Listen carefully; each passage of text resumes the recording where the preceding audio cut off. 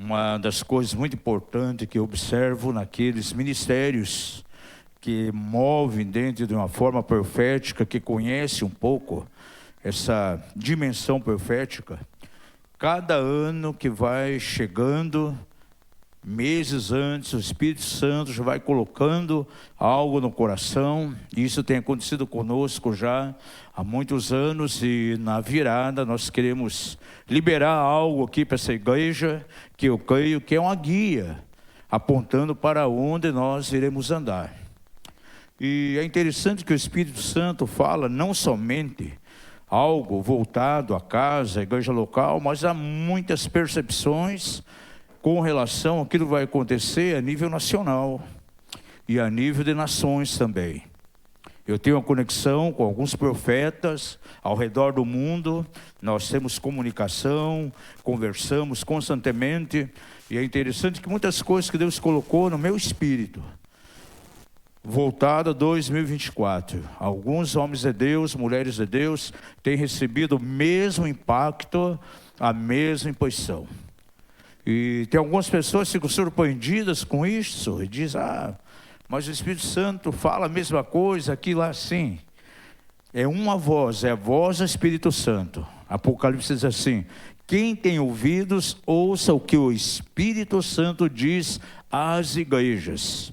Então a mim não surpreende muito, porque creio que como nós estamos no Espírito, e esses ministérios proféticos também, então logicamente a palavra, a impressão, o impacto que recebemos é o mesmo que eles recebem também.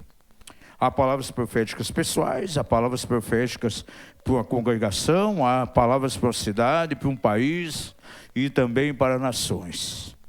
Com relação ao Brasil aqui, eu creio que 2024 será um ano de muito abalo na área econômica, isso está bem claro. Os expertos em economia já estão prevendo de maneira muito forte um tempo de recessão. Nós estamos vendo aí a inflação, o desemprego, ainda que reagiu um pouquinho, mas ainda é muito alto. Algo está acontecendo em algumas nações também, no campo econômico. Então eu creio que haverá um abalo econômico muito grande. Agora, uma coisa que o ministério profético nos alerta e gera uma esperança no nosso coração, que todas as vezes em que há crises na face da terra, são os momentos mais propícios, mais favoráveis para Deus manifestar a sua provisão através de milagres extraordinários. 2024 será o ano que vamos contemplar de maneira tão forte a glória do Senhor na igreja, e uma das manifestações da glória de Deus vai ser no campo econômico. Sinto no meu coração de maneira forte aquilo que nós começamos a experimentar no mês de dezembro aqui. Algumas pessoas tiveram remissão de dívidas, saíram de poço de dívidas. Isso vai acontecer de uma maneira mais intensa no ano de 2024. Será um ano de cancelamento de dívidas, será um ano de remissão de dívidas. Vá recebendo isso já no teu espírito, é uma palavra do Espírito Santo aqui para essa casa. E isso vai acontecer ao redor do mundo, em meio ao corpo de Cristo. Será um tempo maravilhoso. Talvez algumas portas serão fechadas, algumas pessoas aqui no ano que vem. Mas não se assustem, quando essas portas forem fechadas, é porque Deus, na verdade, vai abrir, portais. Na nossa caminhada com Deus, existem portões, existem portas e portais. Muitas vezes um portão se fecha porque Deus quer abrir uma porta maior. E muitas vezes uma porta que não é de Deus, nós pensamos que Deus está naquilo, mas não está. E Ele fecha essa porta e acaba abrindo diante de nós um grande portal. 2024 será um ano de muitas oportunidades. E nós vamos liberar algo profético para casa aqui. É muito importante, essa palavra vai ser redigida. E como faço nos anos anteriores, vamos dar nas mãos de cada um. Aqueles que procurar vão receber aí uma cópia dessa palavra. É uma guia que vai nos dar uma orientação em como vamos caminhar e como vamos mover no ano de 2024. Nessa noite eu quero trazer a vocês algumas leis que são muito importantes. É aquilo que eu posso chamar de leis da semeadura. A palavra de Deus, eu entendo que ela nos dá algumas chaves importantes, alguns princípios acerca de semeadura. E nós temos que estar muito atentos a isso. E de maneira rápida eu quero compartilhar com você 5 leis espirituais que eu creio que são muito importantes com relação à questão da nossa semeadura. Nós teremos aí já no início do ano, o primeiro culto é um culto de primícias. Na virada queremos levantar uma semeadura, uma oferta especial. Também no primeiro culto nós já temos um envelope branco ali, queremos encorajar você a pegar, se colocar diante de Deus, buscando a direção do Espírito Santo, qual um valor que você deve semear para honrar o Senhor, já nesse início de ano. Isso é muito importante. Eu entendo que tem alguns homens de Deus, alguns servos de Deus, muitas vezes, por não ensinar sobre o princípio de semeadura, eles acabam aprisionando a própria igreja local. Abre-se a porta, escancar a porta aos espíritos de miséria, muitas vezes em espírito de escassez. Há pessoas que vivem ciclos constantes de dívidas e não conseguem sair. E uma área que nós vamos trabalhar forte em 2024 aqui, é dentro da área de educação financeira. Muitos itens da palavra profética que eu vou trazer aqui na virada, tem muita relação com a questão da educação financeira. Como nós vamos nos mover dentro da nossa área econômica, é muito importante. Haverá um abalo na terra, de maneira econômica, nós temos certeza disso.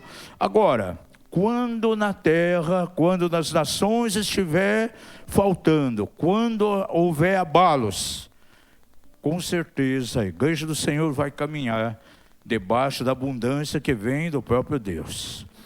O Senhor quer ensinar a sua igreja, quer ensinar o corpo de Cristo a ele mover de maneira muito forte no campo de finanças. Porque quando faltar nas nações, haverá em abundância na casa de Deus. Nós já temos falado já há algum tempo acerca de transferência de riquezas. Diga isso, transferência de riquezas. Quando nós estudamos a Bíblia, nós podemos ver diversas ocasiões em que ocorreram, na verdade, transferência de riquezas. Agora, dentre todas elas, 3 foram as maiores. E todas elas tiveram uma destinação muito clara. A primeira delas se deu justamente lá nos dias de José. Veio milagres de maneira tremenda, Deus derramou sobre ele uma unção extraordinária, no sentido dele captar os recursos das nações, uma unção administrativa. E quando estava havendo fome em toda a terra, ele foi um canal do Senhor levantado justamente para aquele tempo. Levante uma das suas mãos aos céus e diga: para cada transferência de riquezas, Deus vai levantar pessoas chaves. E nesse tempo você será uma pessoa chave para isso. Aleluia, você vai experimentar algo tremendo da parte de Deus. Agora veja, ele conseguiu captar num tempo de escassez, num tempo de fome, recursos de muitas nações. Foi um verdadeiro milagre. Quando havia fome em toda a terra, onde ele estava como primeiro-ministro, havia abundância de alimento. E ele foi um canal naquele momento. Então veja, toda transferência de riquezas tem um propósito. Era para suprir necessidades em um tempo de fome. Não pense você que a grande e última transferência de riquezas virá à igreja para que as pessoas possam viver de maneira egoística, trocando de carro todo ano, levantando grandes mansões. Não. O propósito da grande transferência de riquezas no tempo do fim vai ser exatamente para que haja o financiamento do cumprimento da grande comissão. Diga ao seu vizinho: para que o reino de Deus avance, para que a igreja vá mais além. Há necessidade de recursos financeiros. Agora, nós vemos que houve também uma grande transferência de riquezas, justamente quando o povo de Israel estava na escravidão do Egito. Foram 430 anos de escravidão, debaixo do jugo de Faraó, debaixo do sistema tirano. E o Senhor tira aquele povo com mão forte usando Moisés, mas eles não saíram de mãos vazias. Foi levado muito ouro, diga isso, o povo saiu com muito ouro.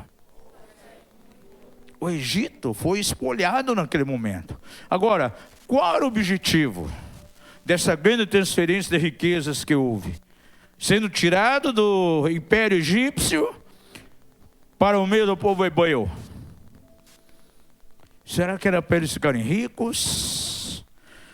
Vamos para Canaã, já vamos começar muito bem, com muito ouro. Não, era para levantar uma casa de adoração ao Senhor, para que o tabernáculo de Moisés fosse levantado. E quando você estuda lá, pelo menos 4 livros do Pentateuco, você vê que todo aquele material foi usado para a casa do Senhor. E haverá sim uma grande transferência de riquezas, com o objetivo de que o reino de Deus seja estabelecido na terra. O nome dessa igreja aqui é Rei das Nações. Algumas pessoas são impactadas pela logomarca, quando vê o mapa mundi aqui. Então testifica, puxa, eu tenho chamado as nações, então isso aqui testifica no meu coração. Nós temos sim o desejo de tocar nações. Particularmente, eu e minha esposa temos ido já a algumas nações, mas eu creio que Deus quer levar outras pessoas daqui. O ano que vem vamos levar algumas famílias aqui da casa numa missão para os Estados Unidos. Estamos nos preparando para a África, abençoar o continente africano. Vamos levar algumas pessoas aqui, porque há um propósito de Deus em tocar as nações. Não é a troco de qualquer coisa que o Senhor colocou o nome da casa aqui de Igreja Apostólica Rei das Nações. Terceira grande transferência de riquezas foi nos dias de Salomão, quando ele estava completamente alinhado com a vontade de Deus, não havia impureza nele, tinha um coração puro, e ele desejou levantar um santuário ao Senhor. E as nações começaram a doar madeira, metais. Ele caiu na graça de muitas nações. Inclusive, temos a notícia de que até do Brasil foi madeira para o Templo de Salomão. Pau-Brasil foi, segundo um estudioso, alguém bem envolvido com a Embaixada de Israel, ele comprovou que foi madeira do Brasil para o tabernáculo lá, para o santuário que foi levantado por Salomão. Foi de fato uma grande transferência de riquezas. Mas não foi para que o reinado, o império de Salomão ficasse mais forte, não. Para levantar uma casa do Senhor. E naquele mês que foi inaugurada a casa, diz as Escrituras, que no 15º dia, a glória do Senhor veio sobre aquele lugar. Quantos creem que haverá uma glória tremenda de Deus nesses últimos tempos? Mas para que esse caminho seja aberto, há necessidade de que haja investimento. Então a igreja ela precisa aprender a estar bem conectada com o dinheiro. Diga ao seu vizinho, você precisa saber como se conectar adequadamente com o dinheiro. Porque, amados, quando faltar nas nações, haverá em abundância na igreja de Deus. Agora eu quero ensinar a você nessa noite algumas leis, 5 leis da semeadura. Anote isso, vai ficar gravado e eu creio que vai servir muito a você. A primeira lei: você precisa semear em uma boa terra. Quem já trabalhou aqui com lavoura, ou até mesmo uma plantaçãozinha lá no quintal? Agora, com certeza você não foi semear a tua semente entre espinhos. E nem tampouco no meio de pedregais. Você preparou o terreno porque você queria colher algo. Abra sua Bíblia lá em Jeremias 4 e veja o versículo 3. O primeiro princípio que você tem que entender é que o resultado da nossa colheita está intimamente associada com o lugar onde nós plantamos. Diga isso. Levante uma das suas mãos aos céus e diga: a minha colheita está intimamente ligada ao tipo de solo, ao tipo de terra onde eu estou plantando. A palavra do Senhor diz o seguinte: porque assim diz o Senhor aos homens de Judá e a Jerusalém: lavai o vosso terreno ao queivado. Terreno ao queivado é um terreno, a terra que esteve um tempo por descanso. Quando o Senhor fala acerca da semeadura, quando você estuda a Bíblia, acerca do plantio, mesmo lá com Moisés, o Pentateuco, o Senhor deu orientação. Após a colheita, a terra tinha que ficar um tempo de descanso, para depois então plantá-la novamente. Esse descanso, uma terra que descansou, chama-se terra, o terreno ao queivado. E a minha tradução aqui diz assim: porque assim diz o Senhor aos homens de Judá e a Jerusalém: lavai o vosso terreno ao queivado, e não semeeis entre espinhos. Não semeeis entre o espinho. Alguém pode pegar uma semente e semear completamente errado. É interessante quando você estuda a parábola lá do semeador. O Senhor fala sobre 4 tipos de terrenos, 4 tipos de solos. E o problema não estava na semente. A semente era a mesma. O grande problema era o tipo de solo. Uma semente caiu entre os espinhos, outra entre os pedregais, outra à beira do caminho, porém só uma num terreno fértil, uma boa terra. Então, se alguém deseja uma colheita generosa, ele vai semear onde? Numa terra boa, terra fértil. E olha, amados, nós temos que ser bem claros aqui, porque a Bíblia nos dá princípios que são espirituais. Tem crente que não tem a mínima visão acerca de dízimos e ofertas. Em todos esses anos de caminhada com Deus, eu conheci crentes dentro da igreja que de repente ele administrava seu dízimo de que maneira? Borrifando o seu dízimo. Aí, não, uma parte eu vou dar para aquele ministério que tem aquele programa lá na televisão que ele nem conhece. Ah, tem um missionário lá não sei aonde, está passando em cidade, vou mandar uma parte para ele. Ah, eu tenho um parente que está doente, eu vou pegar uma parte e vou mandar para ele. Não é isso que a Bíblia ensina. A Bíblia dá um princípio muito claro. O dízimo deve ser trazido aonde? Aonde você está sendo alimentado. Aonde você está sendo apacentado, aonde você está cuidando. Se sairmos desse princípio, estamos semeando entre espinhos. Estamos semeando em pedregais. Então isso é um princípio muito importante que nós temos que entender. Quer ver algo interessante? Eu conheço um apóstolo, ele estava indo bem financeiramente, Deus abençoando. De repente veio uma crise financeira violenta no ministério dele. Portas começaram a se fechar, começou a haver um tempo de escassez, e ele foi orar a Deus: Senhor, o que está vendo? A palavra veio clara para ele: você está semeando num terreno pedregoso, está semeando em terreno errado, entre espinhos. E o Senhor chamou a atenção dele, porque estava investindo todo mês numa missionária que estava debaixo de uma disciplina de Deus, estava debaixo de um tratamento pelo Senhor, e todo mês ele mandava um valor para ela. E o Espírito Santo foi claro: você está semeando entre espinhos. Essa semente aí, ela não vai frutificar.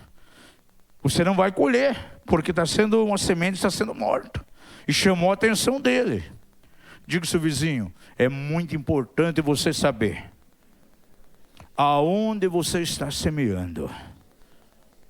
Então, dízimo não é para borrifar para outros lugares, para aquele lugar, para aquele ministério, não. É na casa do Senhor, aonde você está se alimentando. Malaquias 4, é muito claro isso. Nós estamos vivendo dias, por exemplo, em que há uma mensagem aí, inclusive roda até pela internet hoje, nos dias que nós estamos vivendo, aquilo que é colocado aí de ensino na internet, tem muita coisa herética.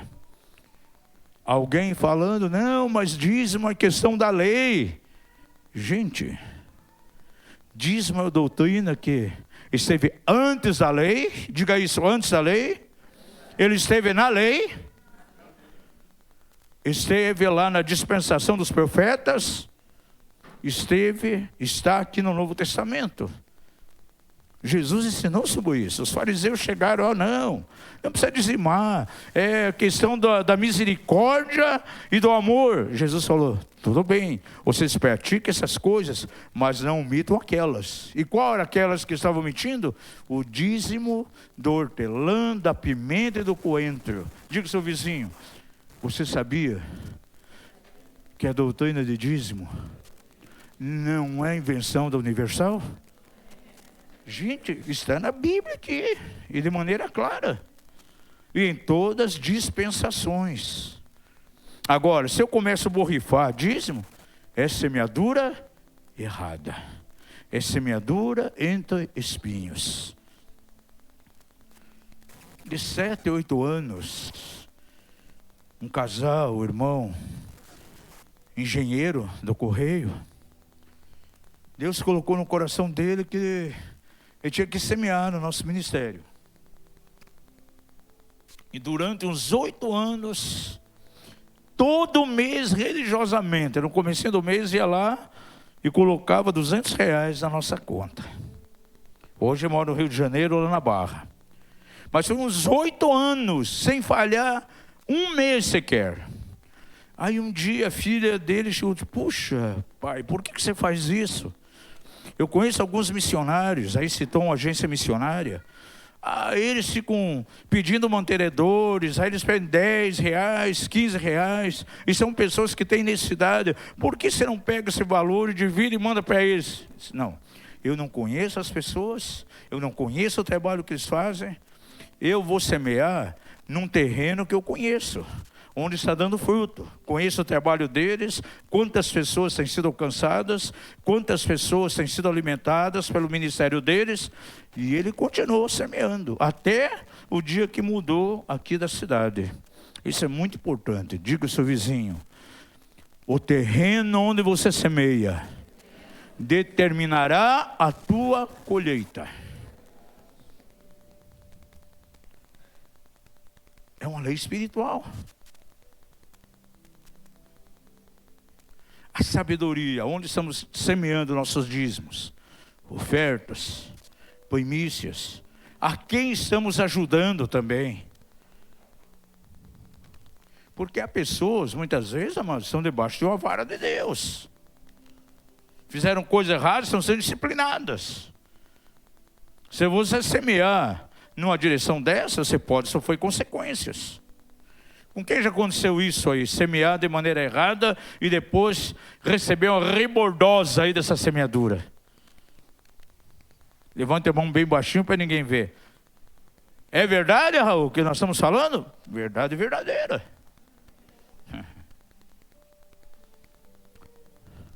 Segunda lei. Anote aí.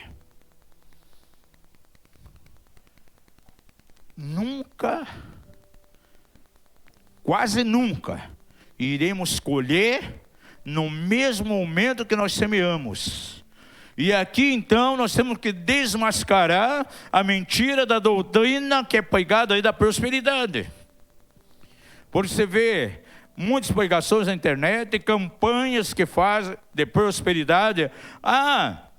Vem, dê uma oferta aqui e na semana que vem você vai receber 100 vezes mais.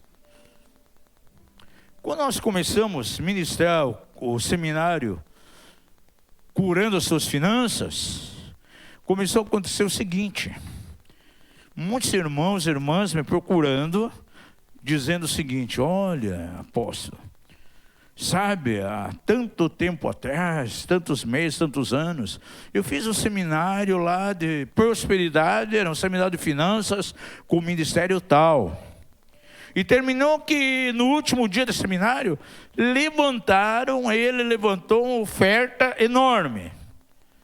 Eu não tinha condições, mas eu fui, fiz um empréstimo numa financeira para dar aquela oferta, porque foi dado ali uma certeza de que em pouquinhas semanas eu colheria 100 vezes mais daquilo. Já passou 2 anos e nunca colhi. E essa pessoa ressentida com Deus, fazendo beicinho diante de Deus. Sabe o que eu falava para as pessoas? Deus não tem nada com isso, não tem nada a ver com isso. Você caiu no papo de alguém, fazendo a chantagem emocional, te induzindo, te manipulando, te obrigando a entrar num nível de chantagem com Deus para receber algo em troca. Quando nós semeamos, amados, a motivação não pode ser essa. A nossa semeadura tem que ser baseada na generosidade do nosso coração e saber que aquilo que nós estamos dando é um reconhecimento de que tudo pertence ao Senhor. Não é para receber algo em troca. Então, a doutrina da prosperidade, a teologia da prosperidade ensina que você semeia de manhã e vai colher à noite, 100 vezes mais. Vai colher no dia seguinte. Olha o que a Bíblia diz. Veja Jeremias 5, 23 e 24. Mas este povo é de coração obstinado e rebelde. Rebelaram-se e foram-se. E não diz no seu coração: temamos agora o Senhor nosso Deus, que dá chuva tanto a temporã como a tardia. A chuva temporã é aquela chuva que vem antes da semeadura. E a chuva tardia, ou chuva serôdia, ela vem antes da colheita, no calendário judaico. Deus dá a chuva tanto a temporã como a tardia a seu tempo. E nos conserva as semanas determinadas de cega. Deus determina as semanas adequadas de colheita. Levante as suas mãos e diga: é Deus que determina as semanas adequadas de colheita. Há um tempo. Nos 8 anos que nós fomos ao Japão, sempre acompanhamos a plantação de arroz. Na cidade que íamos, e cidades próximas, era muito bonito ver aqueles campos de arroz na água. E nós vimos, algumas vezes, era tempo de plantio, plantando. Aí, outras vezes, chegamos ao tempo da colheita. Agora, o arroz, ele não leva 2 semanas. É de 3 a 4 meses que eles vão colher. Então leva 3 a 4 meses. Quantos gostam de castanha do Pará aqui? Estão plantando muita castanha. Tem as castanhas nativas, castanha do Pará, mas eles estão plantando muito agora. Você sabe quantos anos que leva para uma castanheira produzir castanha?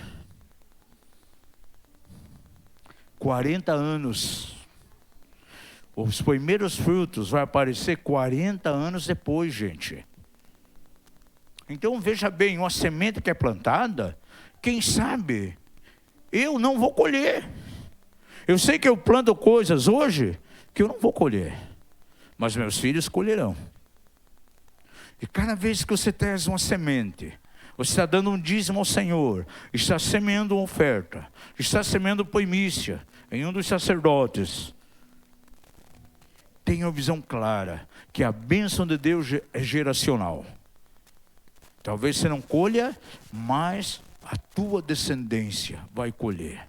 Os teus filhos. Você declara diante de Deus: eu estou semeando, eu faço isso pela minha descendência, pelos meus filhos, netos, bisnetos. Quem sabe quem vai colher? Os teus netos, os bisnetos. Abra sua Bíblia em Gênesis. Veja, por favor, lá no capítulo 14.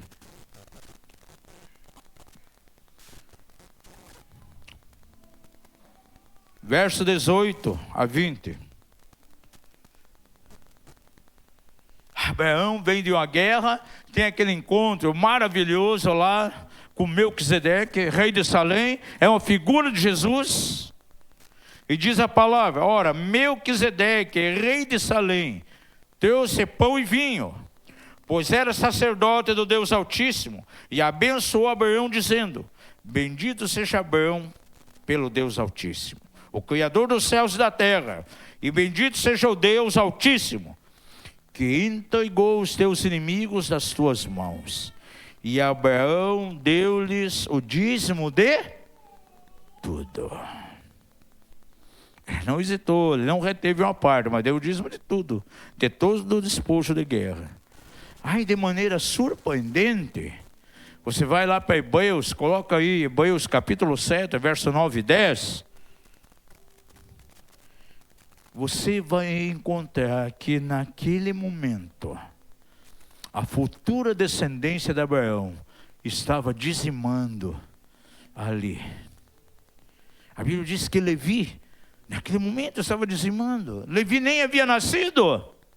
E por assim dizer, até Levi, que recebe dízimos, pagou-os por meio de Abraão.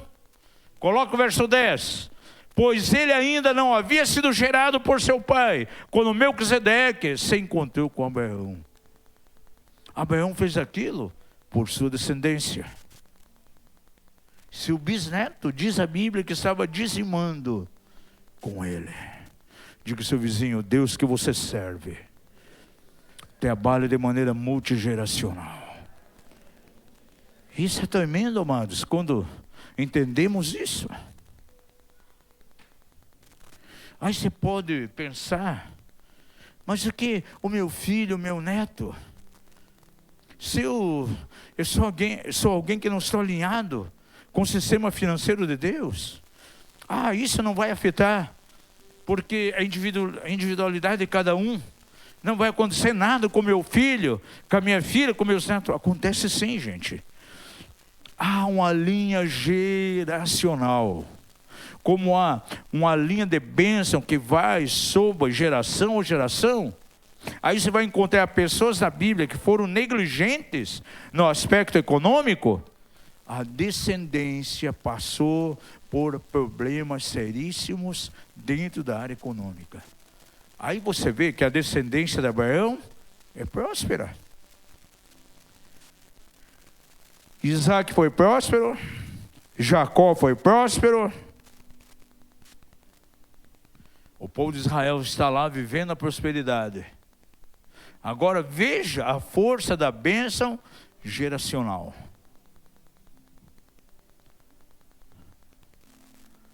Judas traiu Jesus por 30 moedas de prata. E você vai estudar a descendência de Judas, gente? É uma descendência terrível.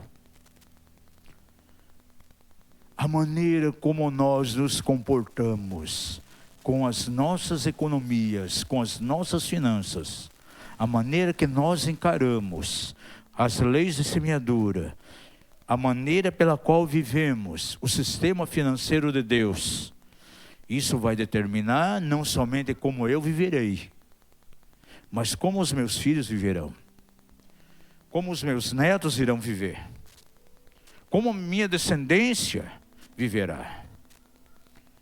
Deuteronômio 28 é bem claro. O propósito de Deus é exatamente esse. Não empastarás, não tomará empastado. A bênção do Senhor fala ali de tantas gerações, gente. Será sempre por cabeça e nunca por cauda. Aí você vê algumas pessoas que não conseguem prosperar. E você faz um levantamento, então, faz um mapeamento. Quantos desajustes na área econômica. Quantos roubos. E nós não podemos nos enganar, gente. Uma das mensagens que eu vou trazer aqui é acerca dos malefícios da falsa prosperidade. Porque a palavra do Senhor diz que a bênção do Senhor é que enriquece, e com ela não há acrescentamento de dor alguma. E eu conheço pessoas que estão prosperando, mas são cheias de dores.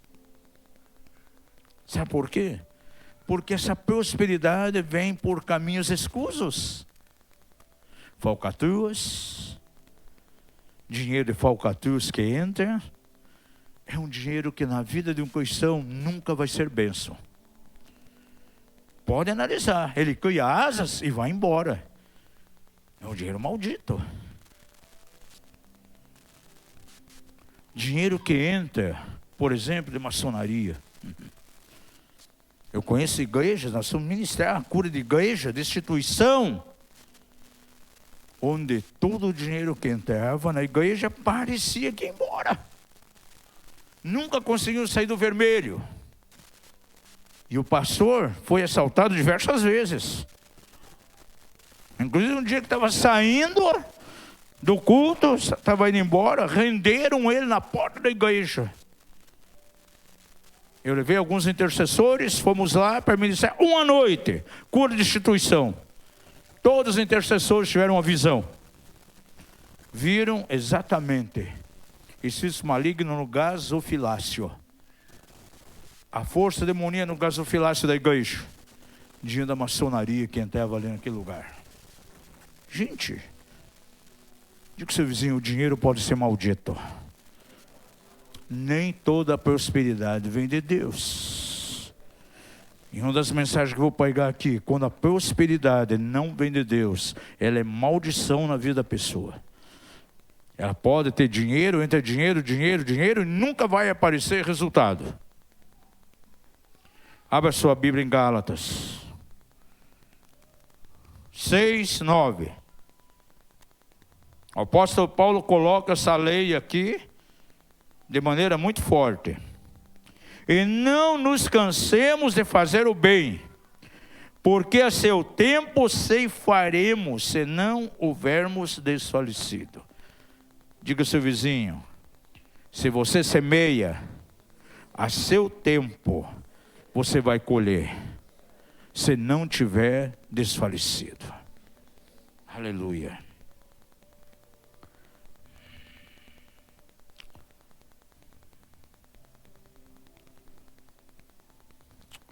A Bíblia é clara lá em Eclesiastes 2, diz que há tempo de plantar e há tempo de colher. Então eu não posso semear hoje e fazer beicinho com Deus amanhã, porque não veio o resultado amanhã já. E tem pessoas que têm mania de fazer barganha com Deus, gente. É uma motivação errada, uma motivação impura.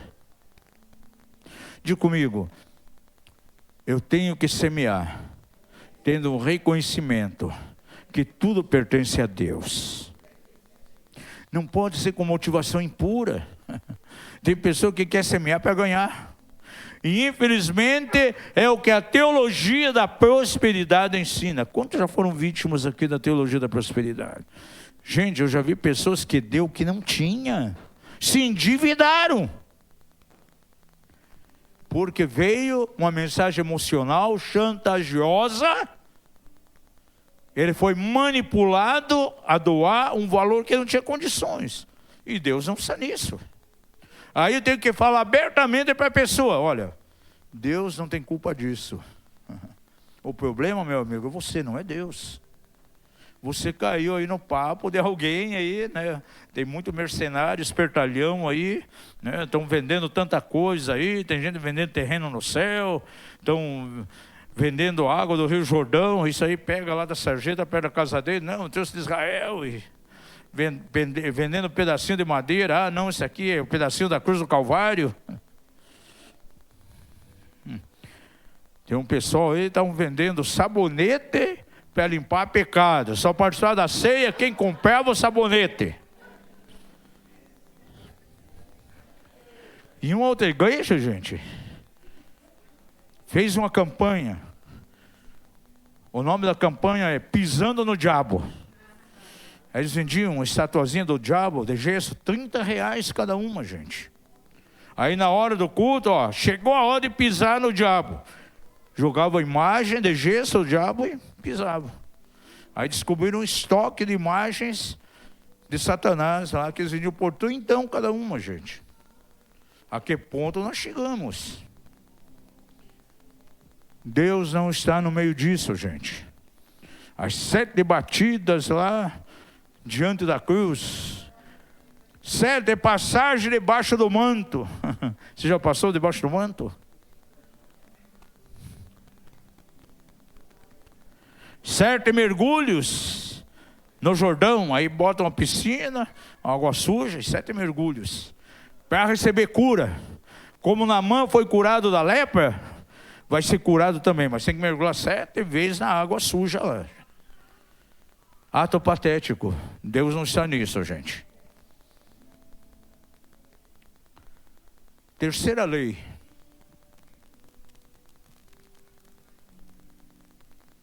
Abra lá em Eclesiastes 11:6. Ouça isso. Pela manhã semeia a tua semente, e à tarde não retens a tua mão. Então está falando de semear de manhã e à tarde. Pois tu não sabes qual das duas prosperarás, se é da manhã ou se é da tarde, ou ambas serão igualmente boas.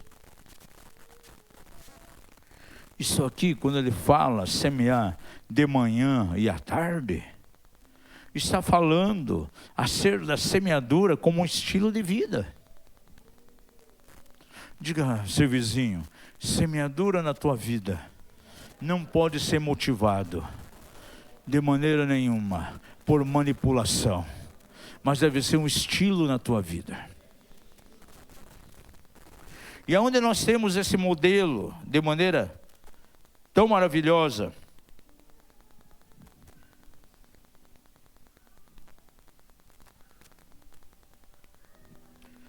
como Deus provou o seu grande amor para comigo e para com você.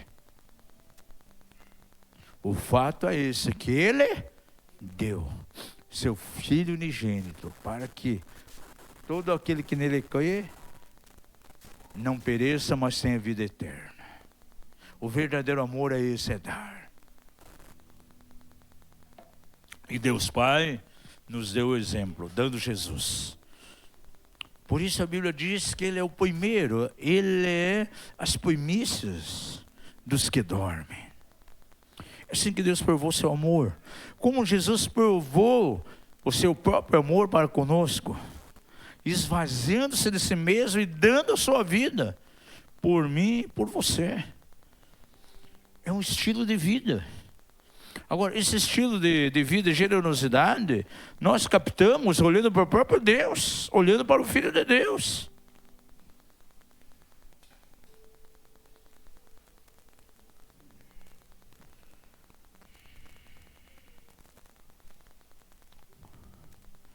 Infelizmente, quando se trata de finanças na igreja, há um ensino muito deturpado, gente. O que é ensinado de maneira constante sempre é uma troca, é uma barganha com Deus. As pessoas, eles são motivadas de maneira errada. A Bíblia é bem clara quando diz: contribua, não com tristeza, nem por necessidade, porque Deus ama aquele que é doador alegre, com alegria e espontaneidade, gente. O que me impressionou em Moçambique, as 3 vezes que fomos lá, aqueles irmãos, eles não têm basicamente nem o que comer em casa. Eu já falei isso aqui na casa. E lá no Ministério da Rede Baker, as 3 vezes que fomos, fizeram uma conferência na parte da manhã. E vinham pessoas de longe, alguns de bicicleta, outros vinham caminhando, saindo de madrugada, para poder chegar numa reunião às 10 da manhã, gente. Porque eles resolviam economizar as pequenas moedinhas de meticales que eles tinham, a moeda lá do país. Em vez de pegar um transporte, pegar uma chapa. As chapas são aqueles carros bem simples. Uma pequena carroceria que cabe 15, vai 60 lá dentro, tudo apertado. E é bem pouquinho, mas eles iam a pé. Porque na hora da oferta eles queriam semear aquilo. Iam com muita alegria. E literalmente na igreja, Companheiros da Colheita, a igreja fundada por Red Baker, eu vi com os meus próprios olhos inúmeras famílias, papai, mamãe, os filhinhos iam para o culto. E ao voltar em casa, eles não tinham nada para comer no dia de domingo. Eles iam para o culto, porque terminando o culto, então é dado até o dia de hoje, uma refeição comunitária. É uma massa, tipo um fubá, tipo uma polenta, eles chamam de chima. Aí bota um pouquinho de molho de tomate em cima. E eles comem com avidez aquilo, com as próprias mãos, sem talher, sem nada. E falaram para mim, é a única refeição que eu sei no dia.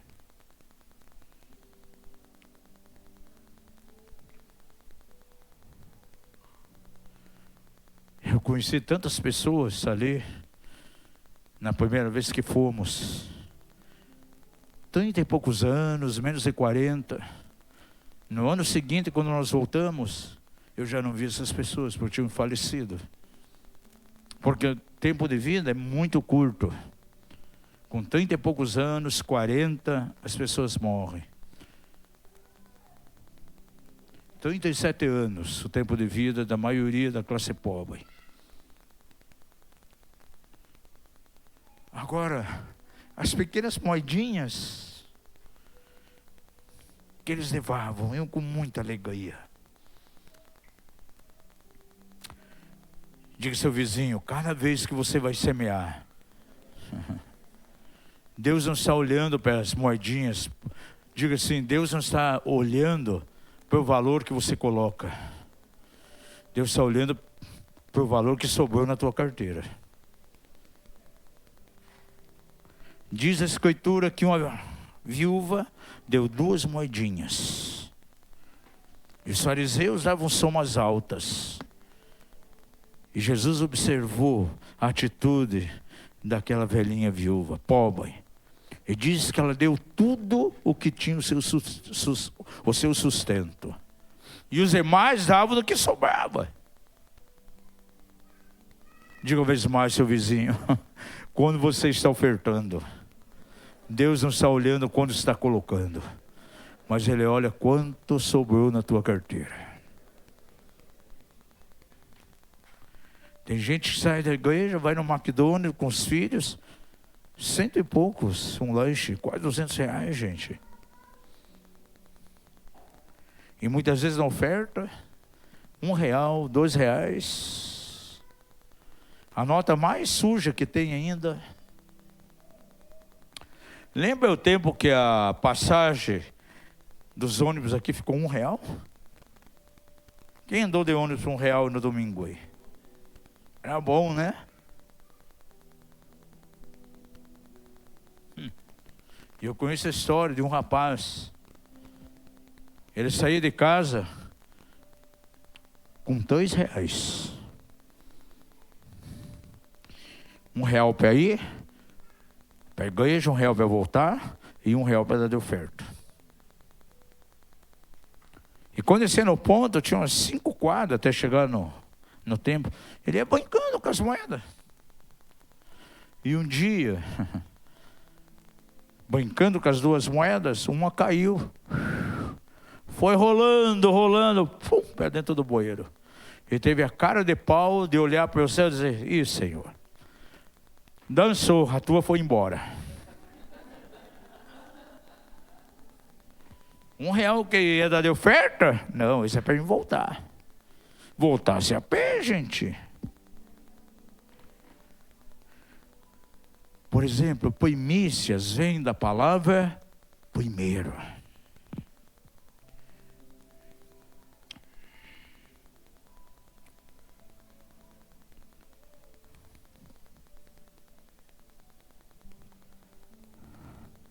Quando nós damos ao Senhor a primeira coisa, que deve ocupar a nossa mente, o nosso coração, é a visão do amor de Deus, a gratidão a Ele. Isso nós temos ensinado na casa aqui, constantemente. E tenha sempre a motivação de cooperar para a expansão do reino de Deus. Não podemos dar com a intenção de fazer barganha com Deus e receber alguma coisa. Claro, Deus vai abençoar, vai haver colheita. Mas essa não deve ser a minha principal motivação. Senhor, tudo pertence a Ti. A Tua palavra diz em Ageu que teu ouro Tu aperta. E eu reconheço, isso está aqui. Estou semeando diante de Ti. Essa deve ser, sim, a nossa motivação. Nós já ensinamos na casa, quem fez a integração, os nossos princípios aqui de contribuição. São 4. Vamos relembrar. Dízimo é um mandamento. E quando nós cumprimos esse mandamento, é como um seguro de vida sobre as nossas finanças. O meu dinheiro, as minhas economias serão salvaguardadas pelo Senhor. Levanta nas suas mãos e diga isso: dízimo é mandamento, é como um seguro de vida sobre as minhas finanças. E quando eu obedeço, trarei sobre as minhas finanças a guarda da força do devorador. A segunda dimensão que nós temos ensinado são as ofertas voluntárias. Por que nós ofertamos? É reconhecimento por aquilo que eu vejo Deus fazer. A bênção do Senhor me alcança. E como reconhecimento que eu faço, eu semeio. E o que eu vou colher nessa semeadura? Uma colheita abundante conforme aquilo que eu semeei. Diga isso. Ofertas voluntárias. É algo espontâneo que eu semeio em reconhecimento daquilo que Deus fez, daquilo que eu alcancei. Diga assim: quando eu faço isso, colherei uma colheita abundante, segundo aquilo que eu semeei. Princípio de primícias, nós temos ensinado a casa aqui. Por que eu uso sempre esse termo princípio? Porque o princípio não é imposição. É algo que tem que nascer por revelação no coração da pessoa. Eu sei que tem ministérios que por exemplo, o governo da igreja obriga todo mundo a trazer primícias. Tem pastor que ele nem recebe salário, ele vive de primícias. Mas eu vejo totalmente diferente.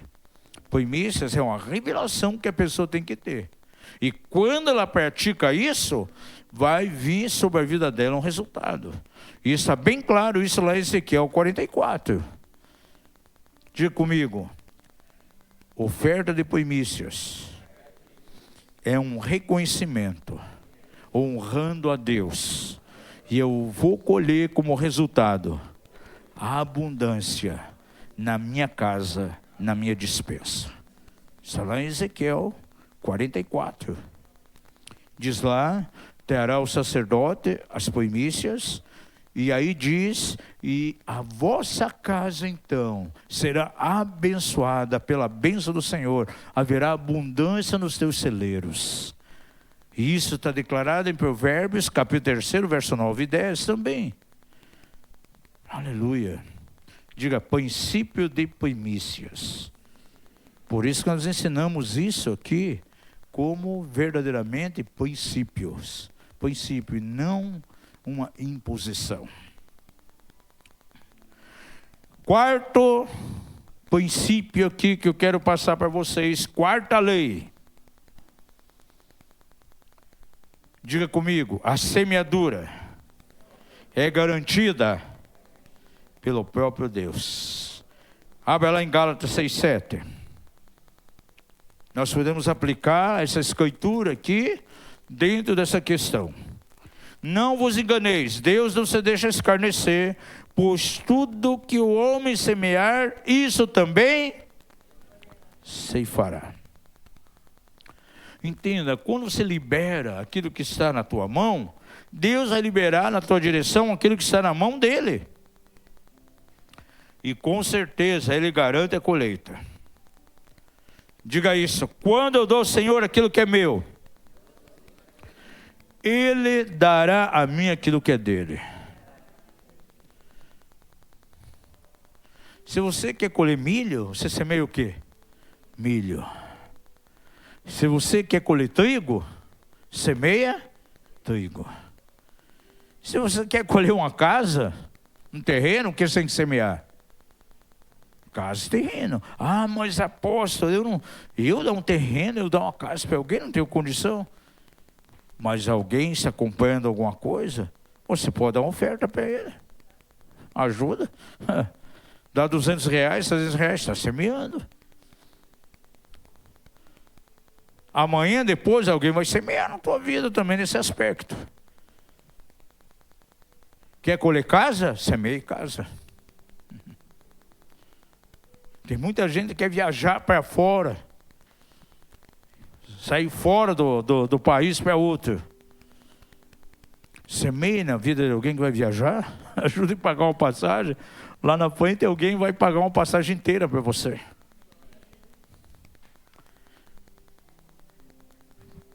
Fale seu vizinho, você quer colher carro? Semeie carro. Ah, mas como eu vou dar um carro? Gente, pode se cotizar entre algumas pessoas e dar o carro para ela, ué. Particularmente, eu e minha esposa ajudamos muitas pessoas aqui. Compraram um carro, nós ajudamos. Isso é semear carro.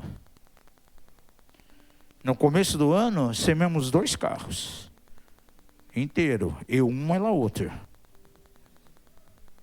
Pessoas que precisavam usar carro na obra. Na obra de Deus. Pergunta ao seu vizinho, você quer colher carro? Semeia carro. É infalível, gente. Você vai colher aquilo que você semeia. Sabe por quê? Porque essa colheita ela é garantida por Deus. Nós teremos aqui, no início do ano, o culto de primícias. Vamos tirar uma oferta especial, já está o envelope, eles vai levar, vai consultar Deus. No culto da virada nós vamos ter aqui, em janeiro vai ter o culto de primícias. E você pode abençoar alguém, né? Nós tivemos aqui, o ano passado foi tremendo, né? Algumas pessoas receberam algo, presente de pessoas aqui, e foi algo maravilhoso. É uma maneira de abençoar os outros. Gente, a generosidade, quando é praticada dentro da igreja, vai desatar uma unção poderosa. 2024, além, preste atenção, em nome de Jesus. Nessa casa não haverá ninguém aqui devendo. Sabe por quê? Dívida, escravidão. Uma das mensagens vamos pegar aqui, gente. Eu peguei para os homens aqui. Como sair do poço da escravidão de dívidas. Porque quem deve é escravo do credor. Conta é uma coisa. Diga ao seu vizinho, conta não é a mesma coisa que dívida. Você compra algo, você fez uma conta, está pagando certinho todo mês, está dentro do teu orçamento, tudo bem. Mas a partir do momento que você deixa de pagar, não paga mais, não é mais conta, é dívida. E a Bíblia é clara, ninguém deve mais nada. Porque quando você deve, você é escravo do teu credor. Um discípulo do profeta morreu e deixou uma dívida enorme para a esposa. A esposa não tinha com o que pagar. E agora os filhos seriam levados como escravos. Lembra da parábola de Mateus 18? Aquele credor foi cobrar uma dívida, o seu devedor não tinha com o que pagar, no que estava desembocando? Seriam levados como escravo. Diz seu vizinho, quando você é devedor, você é escravo do teu credor. E muitas vezes o credor é o senhor da pessoa. Eu dei um exemplo para os homens aqui na escola de homens. Alguém tinha uma dívida lá com seu parente.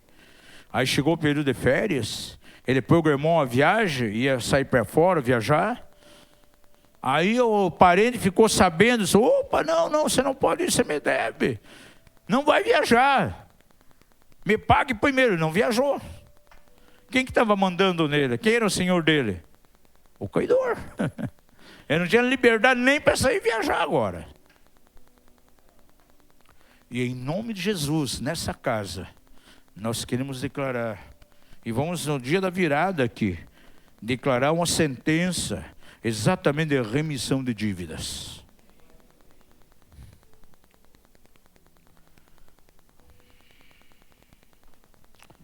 Número 5. Veja algo comigo aqui.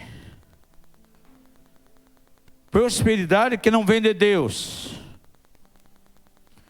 Eu conheci igreja que projetos da igreja estavam sendo financiados com dinheiro do narcotráfico, gente. Dinheiro do narcotráfico. Não quero falar, está sendo gravado aqui, não vou falar o nome do traficante nacional, ok? Bem conhecido. Igrejas evangélicas no Rio de Janeiro recebiam dinheiro do narcotráfico para projetos da igreja, gente. Eu tenho um pastor, amigo meu, lá na Casa de Oração para Todos os Povos, em Presidente Prudente. Fomos 2 vezes pregar, na última vez que fomos, ele compartilhou o drama que ele passou, gente.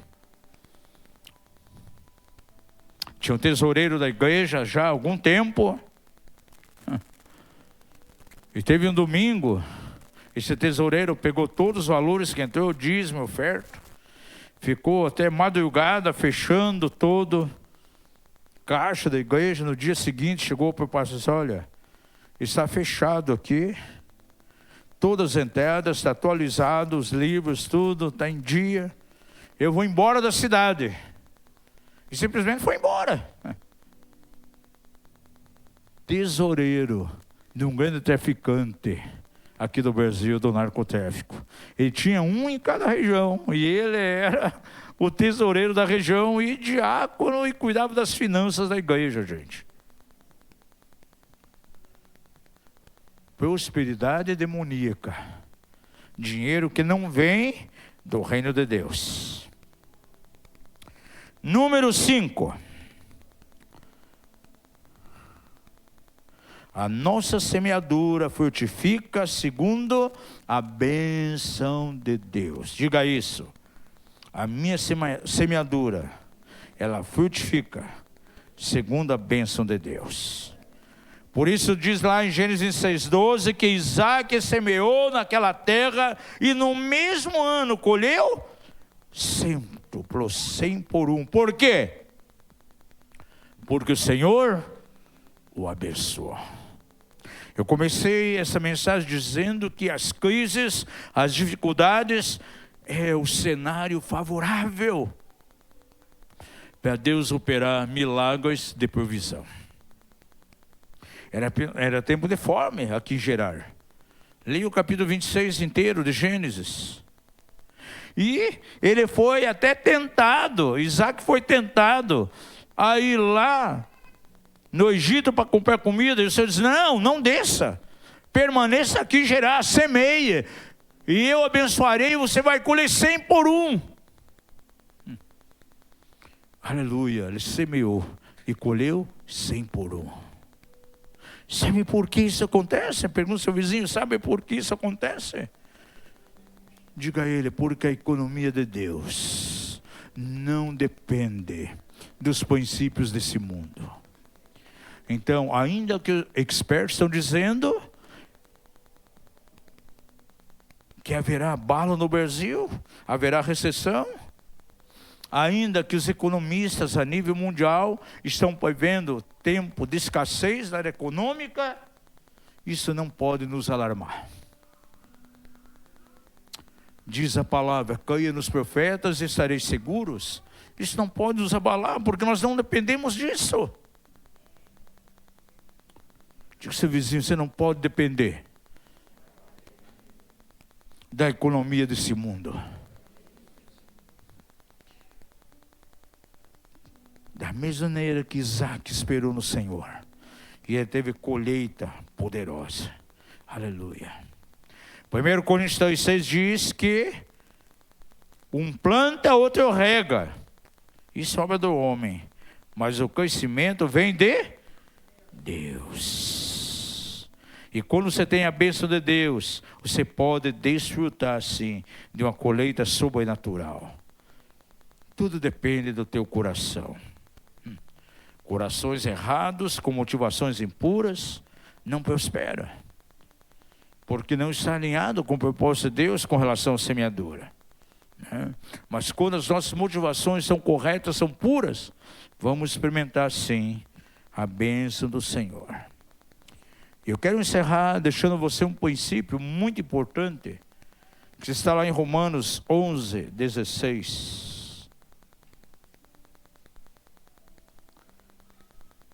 Se as primícias são santas, diga isso: se as primícias são santas, toda a massa será santa. O que você entende com isso?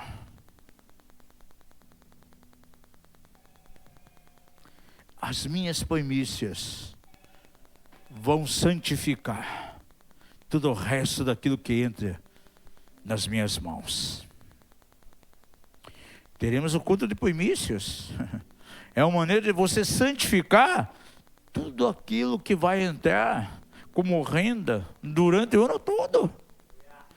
Diga isso: se as primícias são santas, tudo aquilo que vier às minhas mãos será santo. Há pessoas, por exemplo, eu sei que recebem o salário, separa um dia de trabalho e semeia com primícia. Com esse ato, ele está santificando todo o resto dos recursos que está nas mãos dele.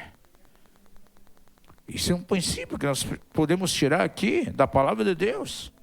Se as primícias são santas, toda a massa será santa. Diga isso: primícias santifica o resto dos valores que vem a mim. Aleluia. 48 semanas no ano. Um culto de primícias é suficiente para santificar. Aleluia. 47 semanas. Santo é o nome do Senhor. É a lei do reino. É assim que as coisas funcionam, gente. Esse é o propósito de Deus, que funcione para todos, não é para alguns. E quando você tem a revelação da coisa, há tempo nós aprendemos o princípio da semeadura. E uma coisa que Deus colocou no nosso coração isso há muitos anos. Quando precisamos algo de valor, temos necessidade de alguma coisa, é sinal que nós temos que semear um valor maior. Aleluia. E o Senhor nunca nos desapontou em nada.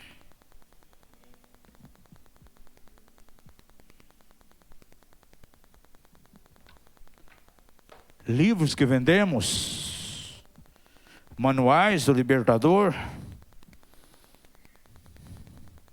não é para o nosso deleite, gente. Mais da metade vai para a obra missionária. Aplicamos aqui na casa, aplicamos em nações que nós vamos, a nossa custa, por exemplo, na África, você vai com a mala cheia, você volta vazia. Até o chinelo que você usa, você acaba deixando lá. Remédio, Bíblia. Essa é a realidade, a necessidade deles. Se eu tenho a visão, vocês já foram para a África, é verdade ou não é? Até o biscoito a gente leva para comer na volta, tem que deixar lá. Shampoo, sabonete, né? Deixamos tudo lá, creme dental, toalha, roupa. Voltamos com a mala vazia, bem leve. Essa é a realidade, gente.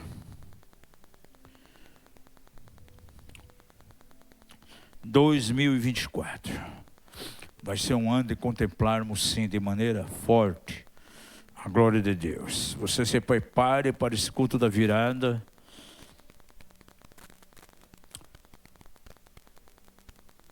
Algumas coisas poderão ser removidas aqui na vida de alguns. É interessante que o apóstolo Chuck Pierce, certa vez ele falou algo que me chamou muita atenção. Muitas vezes há pessoas que o próprio Deus tira da gente. Relacionamentos que são dissolvidos pelo Senhor, porque aquele relacionamento foi por um tempo. Acompanha uma determinada jornada, depois já não tem mais serventia. E o Senhor nos conecta a uma rede nova, novas pessoas. E eu quero declarar que nessa casa, em 2024, na vida de algumas pessoas aqui, haverá um chacoalhar de relacionamentos. Porque alguns relacionamentos, algumas pessoas são relacionamentos tóxicos. E Deus vai alinhar você com pessoas corretas, com pessoas que te impulsionarão para o propósito de Deus. Não pessoas que irão fazer com que você seja uma pessoa seja amarrada, ou quem sabe você é um carro que vai estar caminhando aí com freio de mão puxado. Deus quer liberar você. Vamos ficar em pé em nome de Jesus.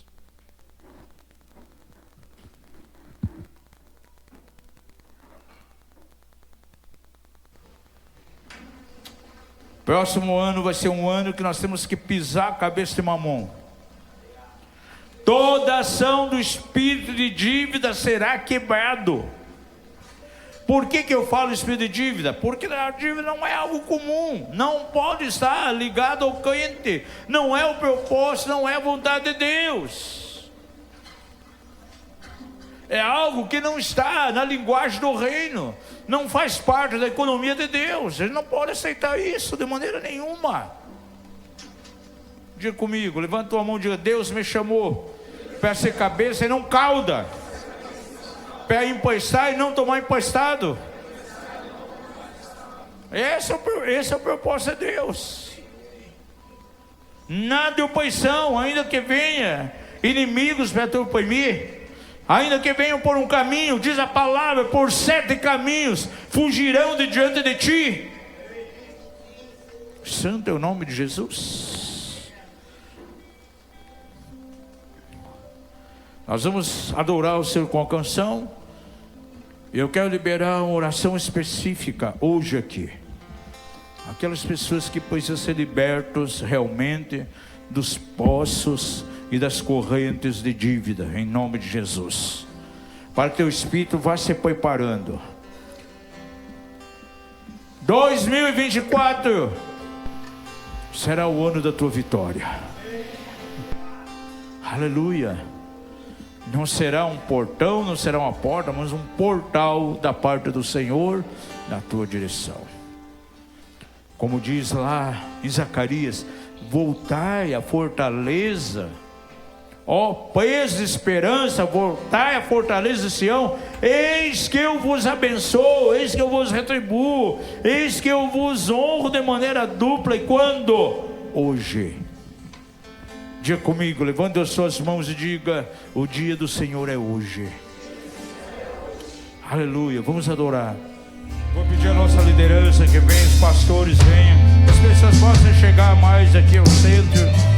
Vamos ministrar essas vidas aí, em nome de Jesus. A questão de dinheiro na Bíblia é algo altamente espiritual.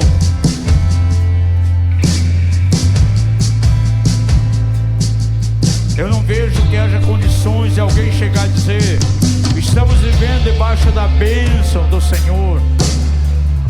Está indo tudo bem espiritualmente, porém na área econômica estamos fracassados, derrotados. Isso não é uma referência para o cristão de maneira nenhuma. Oh, rabachacatá, rabassai.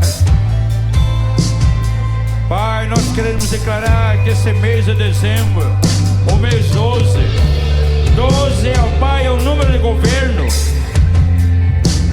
E começa assim o teu governo sobre a área econômica das famílias dessa casa, em nome de Jesus. Que haja, Senhor, um real alinhamento com os desenhos divinos com relação às nossas finanças.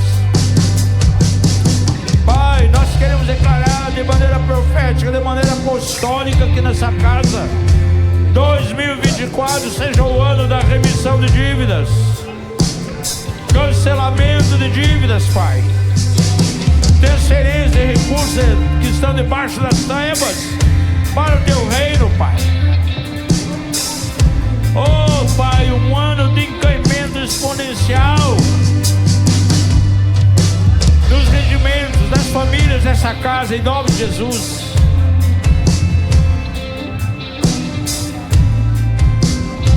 Toda ação do espírito de dívida é quebrado. Nós amaldiçoamos todas as influências do espírito de Mamon, em nome de Jesus. Pai, que haja uma purificação nos corações, motivações puras.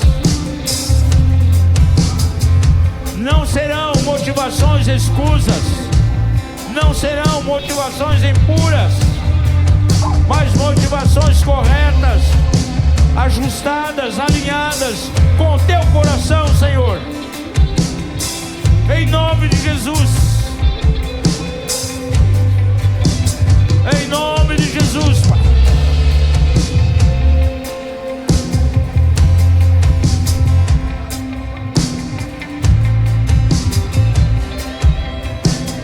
Toda doença que tem levado seus filhos a gastar altas somas de remédio, nós amaldiçoamos nessa noite toda ação do espírito de enfermidade, forças malignas que têm trazido doenças sobre os corpos, que sejam amaldiçoadas nessa noite, em nome de Jesus.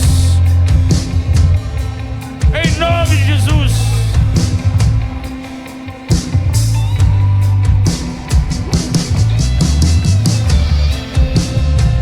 Santo, santo, santo é o nome de Jesus.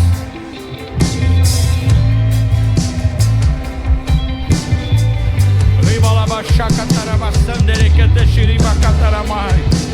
Ribocotorroco sorobocorro babababababaramacare. Riba candere que seriba babarababa.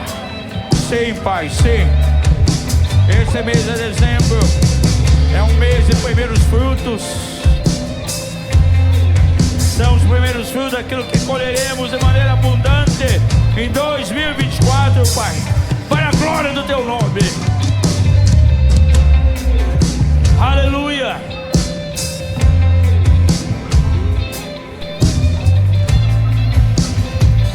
Santo é o nome de Jesus. Santo é o nome do Senhor. Aleluia.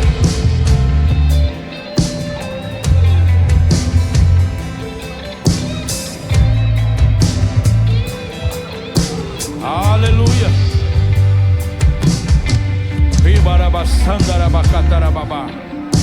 Aleluia. Aleluia. Aleluia. Aleluia. Aleluia.